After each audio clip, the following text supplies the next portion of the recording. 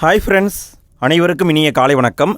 Friends, டிஎன்பிஎஸ்சியுடைய முந்தைய ஆண்டு வினாத்தாள்களை நம்ம தினமும் பார்த்துட்ருக்கோம். இன்றைக்கும் அதே மாதிரி தான் ஒரு முந்தைய ஆண்டு வினாத்தாள் எடுத்திருக்கோம். இந்த வினாத்தாளில் மொத்தம் 100 கேள்வி இருக்குது. இதில் இருக்கிற 50 கேள்வியை மட்டும் நம்ம இந்த வீடியோவில் பார்க்க போகிறோம். என் கூட சேர்ந்து நீங்களும் இந்த 50 கேள்வியை டெஸ்ட் போட்டு பாருங்கள். 50 கேள்வியை முடிச்சுட்டு எத்தனை கேள்விக்கு உங்களுக்கு ஆன்சர் தெரிஞ்சது அப்படிங்கிறத மறக்காமல் கமெண்ட்டில் போட்டு விடுங்க ஃப்ரெண்ட்ஸ். வீடியோவை முழுமையாக பார்த்து யூஸ் பண்ணிக்கோங்க. வீடியோவை முழுமையாக பார்த்துட்டு வீடியோ எப்படி இருந்தது அப்படிங்கிறதையும் மறக்காமல் கமெண்ட்டில் போட்டு விடுங்க. வீடியோ பிடிச்சிருந்தால் லைக் போடுங்க ஃப்ரெண்ட்ஸ். நிறைய பேர் வீடியோவை பார்க்குறீங்க, ஆனால் லைக் போட மறந்துடுறீங்க. ஸோ வீடியோவை பாருங்கள், வீடியோ பிடிச்சிருந்தால் லைக் போடுங்க.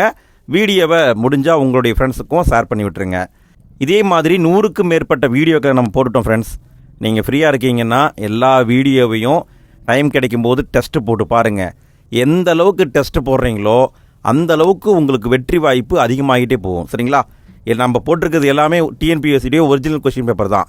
ஸோ எல்லாத்தையும் பார்த்து யூஸ் பண்ணிக்கோங்க. சரி, இன்றைய கேள்வியை பார்க்கலாங்களா? இன்றைய ஃபஸ்ட்டு கேள்வியை பாருங்கள். கண்ணகி என்னும் சொல்லின் பொருள் என்ன?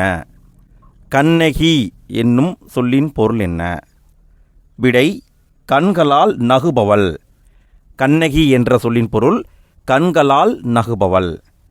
இரண்டாவது கேள்வி, பகுதி 1 பகுதி 2 பொறுத்துக. பகுதி 1 5 டைப்பான நிலங்களையும் கொடுத்துருக்காங்க. பகுதி 2 அதுக்கான தொழில்களை கொடுத்துருக்காங்க. இதை நம்ம கரெக்டாக பொருத்தணும். குறிஞ்சிக்கு என்ன வரும், முல்லைக்கு என்ன வரும், மருதத்துக்கு என்ன வரும்னு பொருத்தணும்.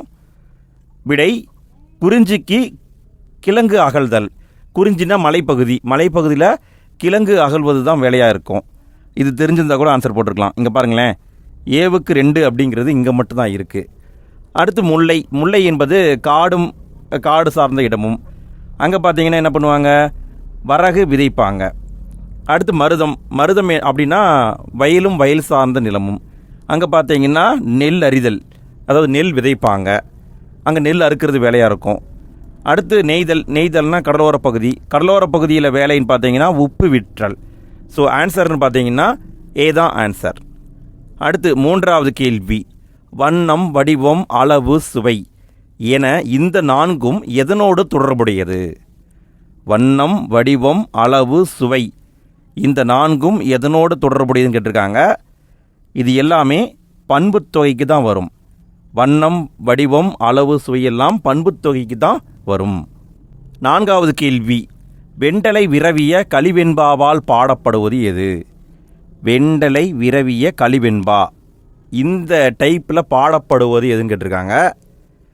விடை, தூது இலக்கியத்தை தான் வெண்டலை விரவிய கலிவெண்பாவால் பாடுவாங்க. 5வது கேள்வி, பொறுத்துக்க டைப்பில் கொடுத்துருக்காங்க. அதாவது என்ன டைப்பான தொகை அப்படிங்கிறதையும் அதுக்கான சொற்களையும் கொடுத்துருக்காங்க. கரெக்டாக நம்ம பொருத்தணும். இதுக்கான சரியான விடைன்னு பார்த்தீங்கன்னா, செய்தொழில் என்பது வினைத்தொகை, மதிமுகம் என்பது ஊமைத்தொகை, 4 அப்படிங்கிறது உம்மைத்தொகை, பவளவாய் பேசினால் என்பது அன்மொழி தொகை.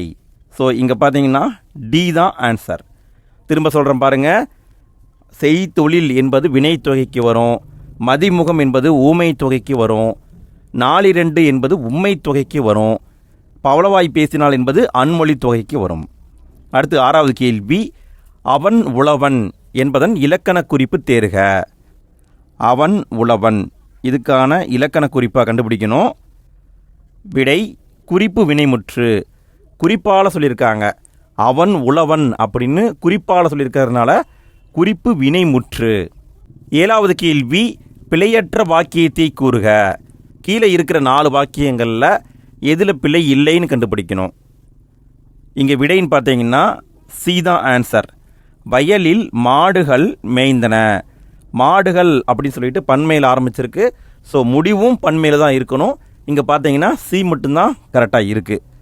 அடுத்து 8வது கேள்வி, பெயர் சொல்லின் வகையறிதல். நடிகன் என்பது எந்த டைப்பான பெயர் சொல் அப்படின்னு கேட்டிருக்காங்க. விடை, தொழில் பெயர். நடிகன் என்பது தொழில் பெயர்.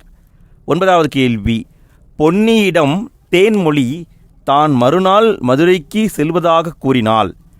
இது எவ்வகையான தொடர்ன்னு கேட்டிருக்காங்க. பொன்னியிடம் தேன்மொழி தான் மறுநாள் மதுரைக்கு செல்வதாக கூறினாள். இது அயர் கூற்றுங்க. அதாவது நேராக சொன்ன மாதிரி சொல்லலை, அப்படியே கொஞ்சம் மாற்றி கொடுத்துருக்காங்க. ஸோ இங்கே வந்திருக்கிறது அயற்கூற்று தான் வந்திருக்கு. 10வது கேள்வி, பொருந்தாத சொல்லை தேர்வு செய்க. கீழே இருக்கிற 4 சொல்லில் ஏதோ ஒன்று பொருந்தாமல் இருக்குது, அது என்னங்கிறத கண்டுபிடிக்கணும். இங்கே விடைன்னு பார்த்தீங்கன்னா அண்ணன் என்பது பொருந்தாதது. ஏன்னா மற்றதெல்லாம் பார்த்தீங்கன்னா அளபடை வந்திருக்கு, இங்கேயும் வந்திருக்கு, இங்கேயும் வந்திருக்கு, இங்கேயும் வந்திருக்கு. அண்ணன் அப்படிங்கிறது அளபடை கிடையாது. ஸோ இதுதான் பொருந்தாதது. 11வது கேள்வி, யாப்பு என்றால் என்ன என்பது பொருள். யாப்பு என்றால் என்ன என்பது பொருள். விடை கட்டுதல். யாப்பு என்றால் கட்டுதல் என்பது பொருள். 12வது கேள்வி, நாயக்கர் மரபில் முடிசூடிக்கொண்ட பெண்ணரசி யார்? நாயக்கர் மரபில் முடிசூடிக்கொண்ட பெண்ணரசி யார்? விடை ராணி மங்கம்மாள். நாயக்கர் மரபில் மன்னராக முடிசூடிக்கொண்ட பெண்ணரசின்னு பார்த்தீங்கன்னா ராணி மங்கம்மாள் அவங்க தான். 13வது கேள்வி, உலகின் 8வது அதிசயம் என பாராட்டப்படுபவர். உலகின் 8வது அதிசயம் என பாராட்டப்படுபவர் யார்? விடை கெலன் கெல்லர். உலகின் 8வது அதிசயம் கெலன் கெல்லர்.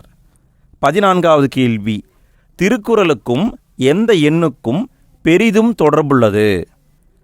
திருக்குறளுக்கும் எந்த எண்ணுக்கும் பெரிதும் தொடர்புள்ளது?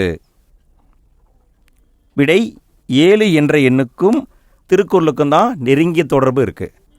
15வது கேள்வி, 99 வகையான பூக்களின் பெயர்கள் இடம்பெறும் நூல் எது? 99 வகையான பூக்களின் பெயர்கள் இடம்பெறும் நூல் எது? விடை குறிஞ்சிப்பாட்டுங்க.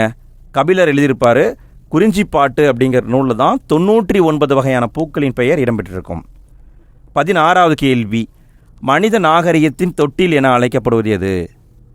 மனித நாகரிகத்தின் தொட்டில் என அழைக்கப்படுவது எது? விடை லெமூரியா கண்டம். மனித நாகரிகத்தின் தொட்டில் லெமூரியா கண்டம். 17வது கேள்வி, குமரகுருபரர் எழுதாத நூல் எது? குமரகுருபரர் எழுதாத நூல் எது? கீழே இருக்கிற 4 நூலில் ஏதோ ஒரு நூலை அவர் எழுதலை, அது என்னங்கிறத கண்டுபிடிக்கணும். விடை திருச்செந்தூர் முருகன் பிள்ளைத்தமிழ். இந்த நூலை அவர் எழுதியிருக்க மாட்டார். கந்தர் கலிவெண்பா, மதுரை கலம்பகம், நீதிநெறி விளக்கம், இது எல்லாத்தையுமே குமரகுருபரர் எழுதியிருப்பார். இங்கே பொருந்தாததுன்னு பார்த்தீங்கன்னா திருச்செந்தூர் முருகன் பிள்ளைத்தமிழ்.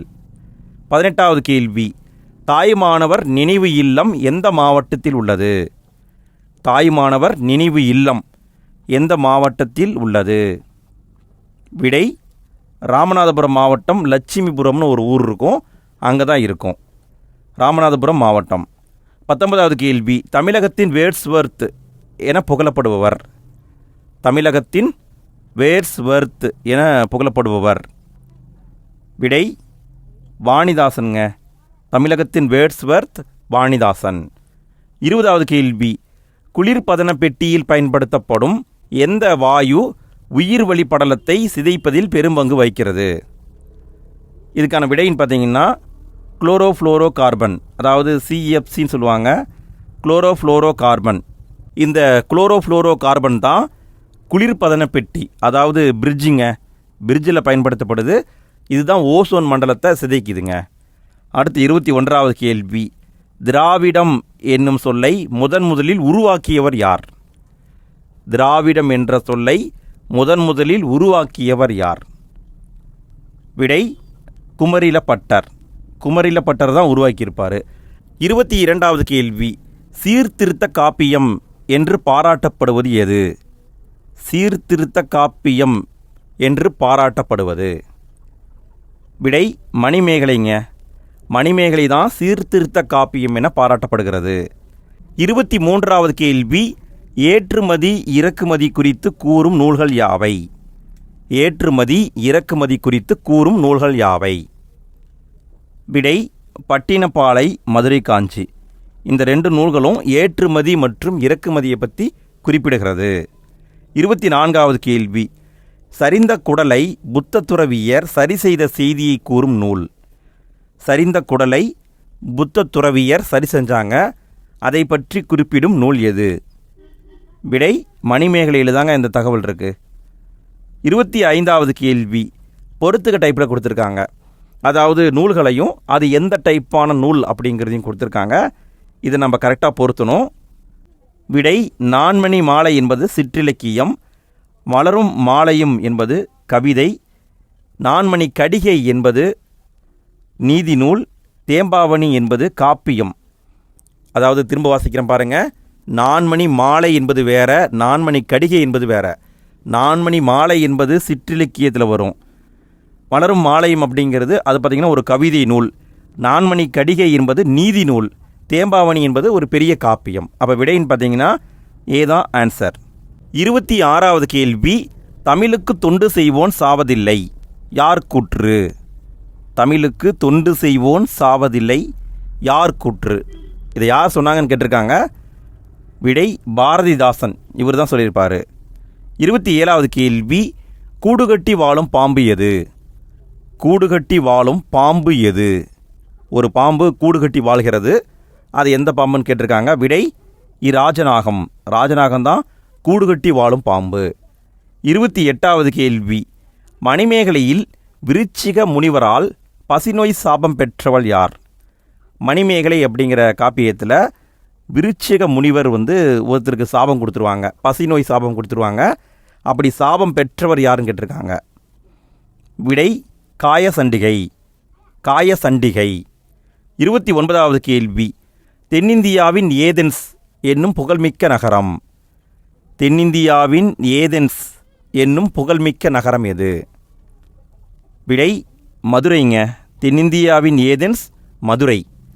30வது கேள்வி, சதகம் என்பது எத்தனை பாடல்களை கொண்ட நூலை குறிக்கும்? சதகம் என்பது எத்தனை பாடல்களை கொண்ட நூலை குறிக்கும்? விடை 100 பாடலுங்க. சதகம் அப்படின்னா 100 பாடல்களை கொண்டதுன்னு அர்த்தம். சதகம்னா 100. 31வது கேள்வி, கண்டனின் கற்பினு கனியை கண்களால். இப்படி சொன்னவர் யாருன்னா அனுமனுங்க. இப்படி சொன்னதன் மூலமாக, இந்த அடி மூலமாக அனுமன் பெற்ற புகழ் பெயர் என்னன்னு கேட்டிருக்காங்க.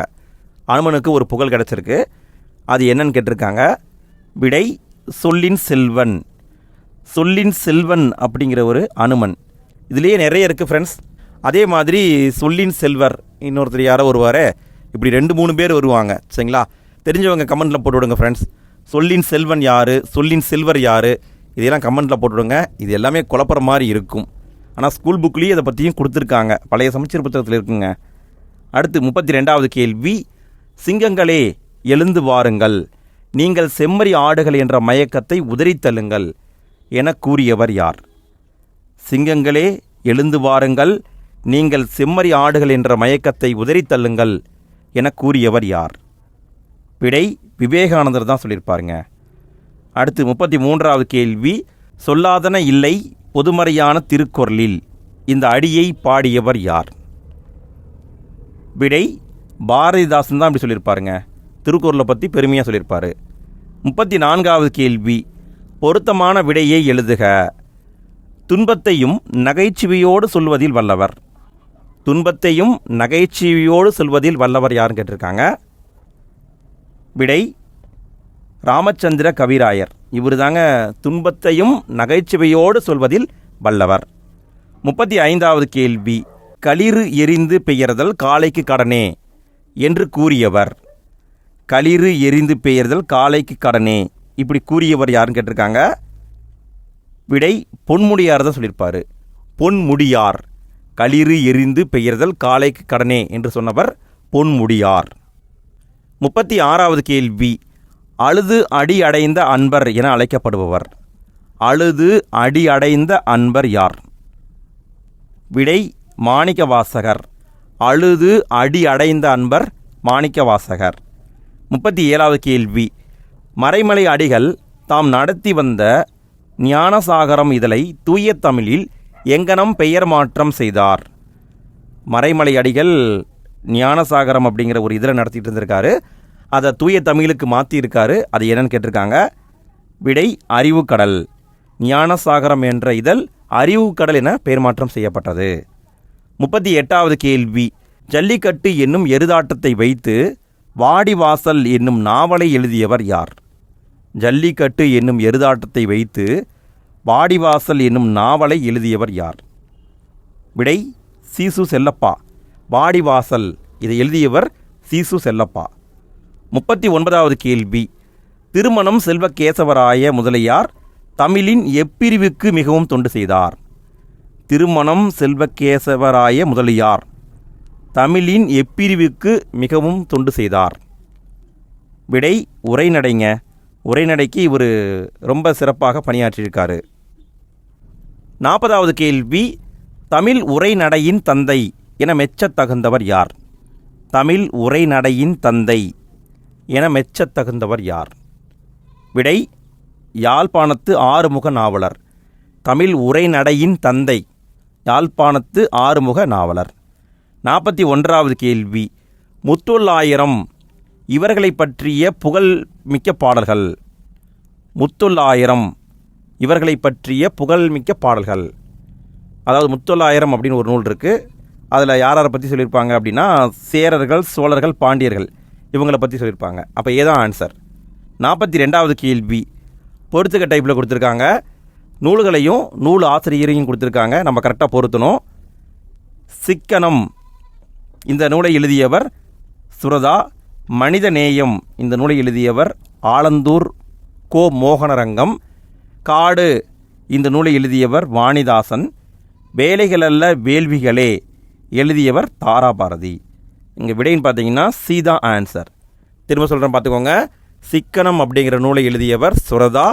மனிதநேயம் என்ற நூலை எழுதியவர் ஆலந்தூர் கோ மோகனரங்கம். காடு அப்படிங்கிற நூலை எழுதியவர் வாணிதாசன். வேலைகளல்ல வேள்விகளே இந்த நூலை எழுதியவர் கவிஞர் தாராபாரதி. 43வது கேள்வி. மணிமேகலை வெண்பாவின் ஆசிரியர் யார்? மணிமேகலை வெண்பாவின் ஆசிரியர் யார்? விடை பாரதிதாசன். பாரதிதாசன் எழுதியதுதான் மணிமேகலை வெண்பா. 44வது கேள்வி. 1942 பர்மாவிலிருந்து புறப்பட்டு இந்தியா வந்து சேர்ந்ததை விவரிக்கும் மிகச்சிறந்த பயண நூலான பர்மா வழி நடைப்பயணம் நூலின் ஆசிரியர் யார்? பர்மா வழி நடைப்பயணம் என்ற நூலின் ஆசிரியர் யார்? விடை வே. சாமிநாத சர்மா. இவர் தான் எழுதியிருக்காருங்க பர்மா வழி நடைப்பயணம். வே. சாமிநாத சர்மா. 45வது கேள்வி. ஆனந்தத்தேன் என்ற நூலின் ஆசிரியர் யார்? ஆனந்தத்தேன் என்ற நூலின் ஆசிரியர் யார்? விடை கா. சச்சிதானந்தன். ஆனந்தத்தேன் என்ற நூலின் ஆசிரியர் கா. சச்சிதானந்தன். 46வது கேள்வி. அடைமொழிக்குரிய ஆசிரியர்களை தேர்க. ஆசிரியர்களையும் அவங்களுக்கு உண்டான அடைமொழிகளையும் கொடுத்துருக்காங்க. கரெக்டாக பொருத்தணும். விடை அப்படின்னு பார்த்தீங்கன்னா விடுதலை கவி என அழைக்கப்படுபவர் பாரதியார். இது தெரிஞ்சிருந்தால் கூட ஆன்சர் போட்டிருக்கலாம். இங்கே பாருங்களேன், ஏவுக்கு 3 இங்கே தான் இருக்குது. ஸோ சி தான் ஆன்சர். இது தெரிஞ்சிருந்தால் கூட ஆன்சர் போட்டிருக்கலாம். ஓகே, மற்றதையும் பார்த்துக்கோங்க. திவ்ய கவி என அழைக்கப்படுபவர் பிள்ளை பெருமாள் ஐயங்கார். கவிஞர் ஏறு என அழைக்கப்படுபவர் வாணிதாசன். கவிக்கோ என அழைக்கப்படுபவர் அப்துல் ரஹ்மான். திரும்ப வாசிக்கிறேன் பாருங்கள். விடுதலை கவி பாரதியார், திவ்ய கவி பிள்ளை பெருமாள் ஐயங்கார், கவிஞர் ஏறு வாணிதாசன், கவிக்கோ அப்துல் ரஹ்மான்.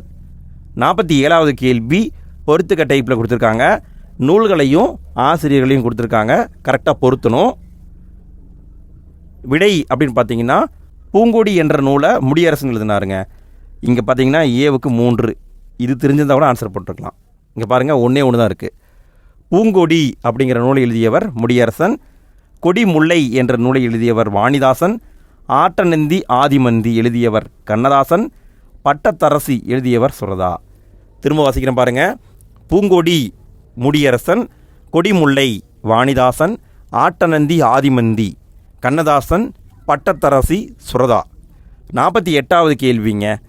வடமொழியில் முகுந்த மாலை என்னும் நூலை இயற்றியவர். வடமொழியில் முகுந்த மாலை என்னும் நூலை இயற்றியவர் யார்? விடை குலசேகர ஆழ்வார். முகுந்த மாலை என்ற நூலின் ஆசிரியர் குலசேகர ஆழ்வார். அடுத்து 49வது கேள்வி. பகுருளி ஆற்றுடன் பன்மலை அடுக்கத்து குமரிக்கோடும் கொடுங்கடல் கொல்ல என்ற வரிகள் இடம்பெற்ற நூல் எதுன்னு கேட்டிருக்காங்க. விடை சிலப்பதிகாரம். பகுருளி ஆற்றுடன் பன்மலை அடுக்கத்து குமரிக்கோடும் கொடுங்கடல் கொல்ல இந்த வரிகள் இடம்பெற்றுள்ள நூல் சிலப்பதிகாரம். 50வது கேள்வி கடைசி கேள்விங்க. ஃப்ரெண்ட்ஸ், இந்த 50 கேள்வியில் உங்களுக்கு எத்தனை கேள்விக்கு ஆன்சர் தெரிஞ்சது அப்படிங்கிறத மறக்காமல் கமெண்ட்டில் போட்டுவிடுங்க. ஃப்ரெண்ட்ஸ், இதே மாதிரி நிறைய வீடியோக்களை போட்டிருக்கோம். மறக்காமல் நம்ம சேனலை செக் பண்ணி பாருங்கள். வீடியோடைய எண்டு ஸ்க்ரீனில் அடுத்த வீடியோக்கான லிங்க் வந்திருக்கும். நீங்கள் ஃப்ரீயாக இருக்கீங்கன்னா மறக்காமல் அந்த வீடியோவையும் டெஸ்ட் போட்டு பாருங்கள். 50வது கேள்வி, திருக்குறளை முதலில் பதிப்பித்து தஞ்சையில் வெளியிட்டவர் யார்? திருக்குறளை முதலில் பதிப்பித்து தஞ்சையில் வெளியிட்டவர் யார்? விடை மலையத்துவசன் மகன் ஞானப்பிரகாசம். இவர் தான் தஞ்சையில் பதிப்பித்து வெளியிட்டிருப்பார். ஓகே ஃப்ரெண்ட்ஸ், இந்த வீடியோவில் 50 கேள்வியை பார்த்துட்டோம். மீதம் இருக்கிற 50 கேள்வியை நம்ம அடுத்த வீடியோவில் பார்த்துடலாம். ஃப்ரெண்ட்ஸ், வீடியோ பிடிச்சிருந்தால் லைக் போடுங்க. வீடியோ எப்படி இருந்தது அப்படிங்கிறத கமெண்ட்டில் போடுங்க.